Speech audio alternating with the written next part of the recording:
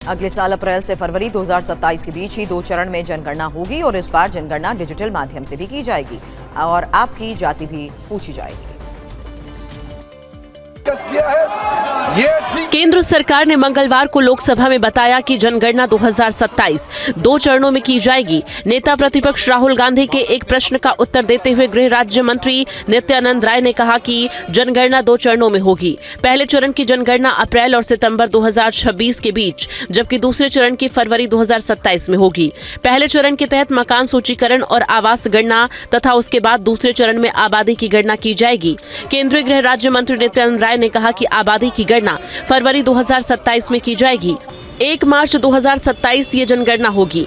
सिवाय केंद्र शासित प्रदेश लद्दाख और केंद्र शासित प्रदेश जम्मू कश्मीर, हिमाचल प्रदेश और उत्तराखंड के बर्फ से ढके दुर्गम इलाकों को छोड़कर इन जगहों पर जनगणना सितंबर 2026 में की जाएगी, जो 1 अक्टूबर 2026 से शुरू होगी।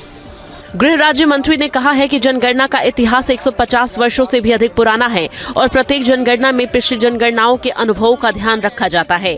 एक अलग प्रश्न के लिखित उत्तर में मंत्री ने कहा कि 30 अप्रैल को राजनीतिक मामलों की मंत्रिमंडलीय समिति के फैसले के अनुसार जनगणना में जाति की गणना भी की जाएगी। ऐसे में जरूरी है कि जनगणना अधिनियम 1948 की धारा 8(2) के तहत प्रत्येक नागरिक के लिए ये अनिवार्य है कि वो पूछे गए प्रश्नों का सही और ईमानदारी से उत्तर दें। एक अन्य प्रश्न के लिखित उत्तर में केंद्रीय मंत्री ने कहा कि 2027 की जनगणना डिजिटल माध्यम से की जाएगी। केंद्र सरकार ने ये साफ कर दिया है कि देश में अगली जनगणना 2027 तक पूरी कर ली जाएगी।